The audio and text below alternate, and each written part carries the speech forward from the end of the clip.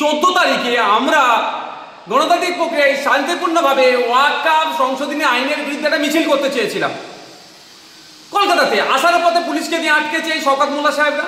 সেখানে হিংসা করে আমাদের নামে 5টা মামলা হয়েছে। 5টা মামলাতে বিভিন্ন নেতৃত্বদের নামে মামলা দিয়েছে। এখন দেখছে আরও বাসকি কার নামে দেওয়া যেতে পারে। সেই জন্য আমাদের দেখবেন এই এফআইআর করতে যদি করে অভিযোগ দেয় আইএসএফের ছেলেদের নামে হবে।